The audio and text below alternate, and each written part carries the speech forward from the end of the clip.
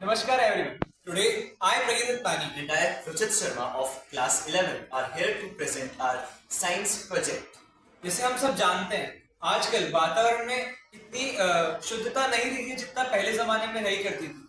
आजकल हवाओं में large amount of harmful products जैसे कार्बन मोनोऑक्साइड और आदि प्रोडक्ट यूज किए जाते हैं। इसलिए हम आपके सामने लाए हैं हमारा एक साइंस प्रोजेक्ट जो कि है यज्ञ युवा। ये जो हवा में दूषित पदार्थ होता है उसको किल करने में बहुत काम आता है। जैसे हमारी गवर्नमेंट होती है वो सस्ते के लालच में आकर मेथिलीन नाम के एक केमिकल यूज करती है जो लोगों को, आम जनता को और जो आसपास के एनवायरनमेंट को बहुत हानिकारक है। इसलिए हमने एक साइंस प्रोजेक्ट में एक नया इनोवेशन किया है जो एक रेवोल्यूशन है आज की डेट में। वो है यज्ञ को हमने मॉडर्न साइंस के साथ मिक्स किया है और ये बात आगे चल के बहुत बेनिफिशियल हो सकती है।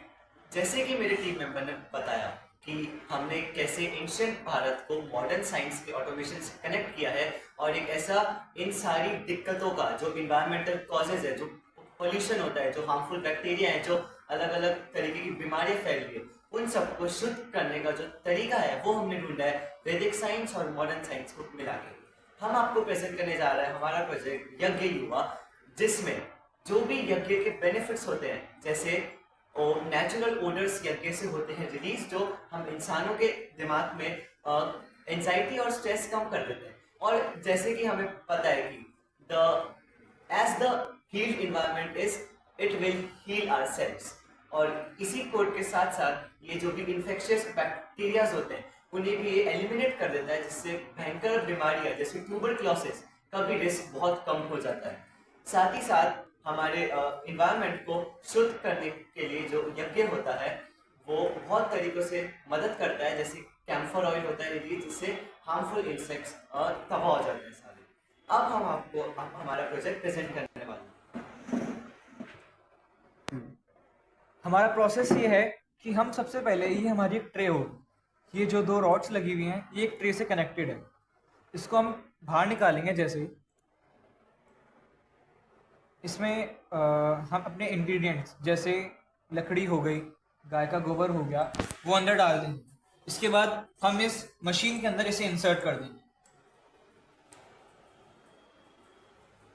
मशीन में इंसर्ट करने के बाद हमारी एक रिफिल होगी जिसमें हमारी सामग्री पूरी बनी हुई होगी। ये वो रिफिल है। इसमें सारी सामग्री जैसे अक्षर हो गए, गेहूं के दाने हो गए और आदि आदि चीज़ें इसमें रखी हुई हैं। अब यहाँ से हमारा मेन प्रोसेस चालू होता है। यहाँ पे हमने बर्नर लगा रखा है, ये चीज़। यहाँ पे हम बटन को ऑन करेंगे और इस साइड से इसकी मोटर जो होगी वो ऑन हो जाएगी, जिससे ये एक फ्लेम प्रोड्यूस करेगा जो सीधा ही सीधा इसके अंदर इस गाय के गोबर को और लकड़ी को एक साथ जला देंगे। जब ये हवन चल रहा होगा, इसी टाइम हमारी ऑडियो बुक जो हवन की होती है वो भी चल रही होगी साथ में। जब ये स्वाहा जैसी ही आवाज आएगी, जैसे स्वाहा ओम पवित्र पवित्र है स्वाहा, उसी टाइम पे हमारा वैक्यूम जो है हमने जो यहाँ लगा रखा है वो ऑन हो जाएगा और सामग्री ऊपर चली जाएगी।